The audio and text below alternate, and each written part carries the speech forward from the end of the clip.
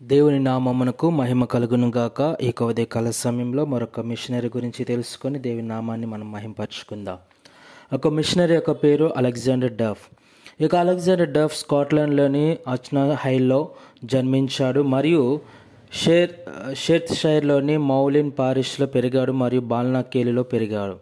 అతని తల్లిదండ్రులు అచ్నా హగ్లో తోటమాలి మరియు రైతు అయిన జేమ్స్ డఫ్ మరియు జీన్ రాట్రే. అలెగ్జాండర్కు 5 మంది తోబుట్టువులు ఉన్నారు. మార్గరెట్, విలియం, ఫ్రెండ్లీ, జాన్ మరియు జీన్.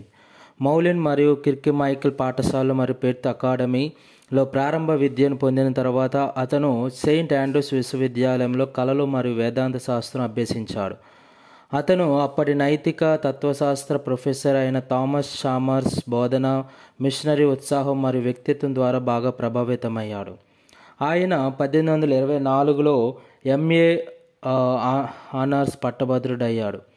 ఆ తర్వాత ఏప్రిల్ 1829లో ప్రెస్బైటరీ ఆఫ్ సెయింట్ ఆండ్రూస్ ద్వారా బోధించడానికి అతనికి లైసెన్స్ లభించింది. డఫ్ ఆగస్టు 12న ఎడిన్బర్గ్ ప్రెస్బైటరీ ద్వారా భారతదేశానికి స్కాట్లాండ్ చర్చ్ యొక్క మొదటి అధికారిక మిషనరీగా నియమితుడయ్యాడు. అక్కడికి ప్రయాణించి సెప్టెంబర్ 19న ఎడిన్బర్గ్ నుండి బయలుదేరి 1829 అక్టోబర్ 14 నౌకాయానం చేశాడు. సాహసోపేతమైన ప్రయాణంలో 2 సార్లు ఓడ ధ్వంసమైన తర్వాత డఫ్ 1830 మే 27న కలకత్తాకు చేరుకున్నాడు. అలెగ్జాండర్ డఫ్ ఒక పాఠశాలను ప్రారంభించాడు. దీనిలో బైబిల్తో పాటు ప్రాథమిక విషయాల నుండి విశ్వవిద్యాలయ ప్రమాణాల వరకు అన్ని రకాల లౌకిక విషయాలను బోధించారు. పాశ్చాత్య జ్ఞానానికి ఇంగ్లీష్ భాష కీలకం అనే కారణంతో ఇంగ్లీష్ భాషను బోధనా మాధ్యమంగా ఉపయోగించారు. అలెగ్జాండర్ డఫ్ ఒక సిద్ధాంతాన్ని ప్రతిపాదించాడు. దీనిని అతను డౌన్వర్డ్ ఫిల్టర్ థియరీ అని పిలిచాడు. దీనిలో మధ్య మరియు ఉన్నత సామాజిక తరగతులకు అనుగుణంగా క్రైస్తవ మతం యొక్క జ్ఞానం చివరికి సామాజిక నిచ్చెనను వడపోస్తుందని అతను నమ్మాడు. పాఠశాలలో ఇంగ్లీష్ బోధనను ప్రోత్సహించినప్పటికీ ప్రజలలో క్రైస్తవ మతాన్ని వ్యాప్తి చేయడానికి స్థానిక భాషను ఒక ముఖ్యమైన భాషగా భావించాడు. కానీ అది ప్రగతిశీలమైనది కానందున దాన్ని ఇంగ్లీష్ భాష కంటే తక్కువ అని భావించాడు. ఆయన అభిప్రాయాలు శ్రీలంకలోని తమిళ అధిపతి జాఫ్నా ద్వీపకల్పంలో పనిచేసిన మార్గదర్శక విద్యావేత్త, భాషావేత్త మరియు మిషనరీ అయిన పీటర్ పెర్సివాల్ను కూడా ప్రభావితం చేశాయి. ఆ కాలంలోని బ్రిటిష్ ఇండియన్ సమాజంలో భారతదేశ సాంప్రదాయ అభ్యాసంలో విలువను చూసి దానిని సమర్థించి ప్రోత్సహించాలని కోరుకునే ప్రాచ్యవాదులు కొరవడలేదు. పాశ్చాత్య విద్య, సంస్కృతి మరియు ప్రతి మత వ్యాప్తిని పట్టుదలతో ప్రోత్సహిస్తూ దాన్ని తీవ్రంగా విమర్శించే డఫ్ విధానాన్ని వారు వ్యతిరేకించారు. 1830లో భారతదేశం అడుగుపెట్టిన కొద్ది కాలానికి డఫ్ కలకత్తాలోని జొరాసాంకో పరిసరాల్లోని ఎగువ చిట్పూర్ రోడ్లో ఉన్న ఒక ఇంట్లో తన సంస్థను ప్రారంభించాడు. ఈ ఇంటికి ధనిక హిందూ మతస్థుడు ఫెరింగు కమల్ బోస్ అతనికి అందుబాటులోనికి వచ్చాడు. ఈ ఒక పాఠశాల త్వరలోనే జనరల్ అసెంబ్లీ ఇన్స్టిట్యూషన్ అని పిలువబడే మిషనరీ కళాశాలకు విస్తరించడం ప్రారంభించింది.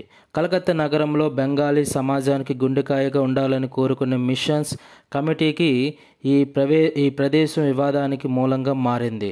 1834లో డఫ్ ఆరోగ్యం క్షీణించి బ్రిటన్కి తిరిగి వచ్చాడు. 1840లో డఫ్ భారతదేశానికి మళ్ళీ తిరిగి వచ్చాడు. ఆ సమయానికి ఆ సంస్థ 5 నుండి 9 సంవత్సరాల వయస్సు గల 600 మంది భారతీయ విద్యార్థులకు విస్తరించింది. 1843లో జరిగిన అంతరాయంలో డఫ్ ఫ్రీ చర్చ్ వైపు నిలిచాడు. అతను కళాశాల భవనాలను, వాటి ప్రభావాలన్నింటినీ వదులుకున్నాడు మరియు అలుపెరుగని ధైర్యంతో ఫ్రీ చర్చ్ ఇన్స్టిట్యూషన్ అని పిలువబడే కొత్త సంస్థను అందించడానికి పనిచేశాడు. 1857లో కలకత్తా విశ్వవిద్యాలయం స్థాపించబడినప్పుడు ఫ్రీ చర్చ్ ఇన్స్టిట్యూషన్ దాని తొలి అనుబంధ సంస్థల్లో ఒకటి మరియు అలెగ్జాండర్ డఫ్ విశ్వవిద్యాలయం యొక్క మొదటి సెనెట్లో కూడా సేవలందించాడు. 1840 నుండి 1851 వరకు డఫ్ భారతదేశానికి తిరిగి వచ్చారు. అద్భుతమైన పాశ్చాత్య విద్యను అందిస్తూనే ఆ పాఠశాల మత మార్పిడులను చూస్తుంది మరియు లోతైన నిబద్ధత మరియు మేధోపరంగా స్థిరపడిన క్రైస్తవ నాయకత్వాన్ని ఉత్పత్తి చేస్తుంది. 1843లో చర్చ్ ఆఫ్ స్కాట్లాండ్ డిస్రప్షన్ సమయంలో డఫ్ మరియు అతనితో చేరిన మిషనరీలు ఫ్రీ చర్చ్ తరపున ప్రకటించారు, కానీ పాత చర్చి ఆస్తిని సొంతం చేసుకుంది. డఫ్ మరియు అతని సహచరులు అనిశ్చిత ఆర్థిక పరిస్థితులతో కొత్తగా ప్రారంభించారు. ఈ పని కలకత్తా దాటి విస్తరించింది మరియు స్వదేశీ చర్చ్ పునాదులు కూడా వేయబడ్డాయి. 1850లో డఫ్ తన వాదన ద్వారా కుప్పకూలుతున్న మిషన్ ఆర్థికాలను పునరుద్ధరించడానికి స్కాట్లాండ్లకు పిలిపించబడ్డాడు. 1854లో యునైటెడ్ స్టేట్స్కు ఒక బిజీగా జరిగిన పర్యటన బహుశా న్యూయార్క్ నగరంలో జరిగిన మొట్టమొదటి అంతర్జాతీయ మిషన్ల సమావేశానికి సందర్భంగా చేయబడింది.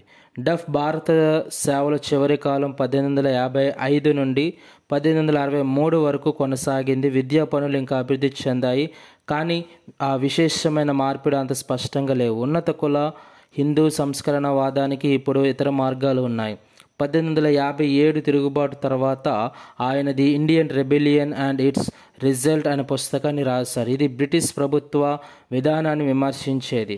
1863 నాటికి ఆయన దీర్ఘకాలికంగా అనారోగ్యంతో ఉన్నారు మరియు సార్వత్రిక గౌరవంతో భారతదేశం నుండి బయలుదేరి ఫ్రీ చర్చ్ యొక్క విదేశీ మిషన్ కమిటీకి కన్వీనర్ అయ్యాడు. స్కాట్లాండ్కి తిరిగి వెళ్ళేటప్పుడు ఆయన దక్షిణ ఆఫ్రికా మిషన్లు కూడా సందర్శించాడు. సో ఈ విధంగా ఆయన భారతదేశంలో అనేకమైన మిషనరీలుగా చేస్తూ చివరిగా ఆయన 1863లో సర్ చార్లెస్ ట్రెవెలియన్ అతనికి వైస్ ఛాన్సలర్ పదవిని ఇచ్చాడు, కానీ అతని ఆరోగ్యం క్షీణిస్తున్నందున అతను భారతదేశం విడిచి వెళ్ళవలసి వచ్చింది. నివాళిగా కలకత్తా విశ్వవిద్యాలయం డఫ్ హాలును నిర్మించింది. కేంద్ర విద్యా భవనానికి అతని పేరు పెట్టింది. అలెగ్జాండర్ డఫ్ 1806లో జన్మించి ఫిబ్రవరి 12, 1878న ఆయన మరణించారు. ఈ విధంగా ఆయన మన దేశం కొరకు అనేకమైన విశేషమైన కృషి పట్టుదలను మన కొరకు చేసి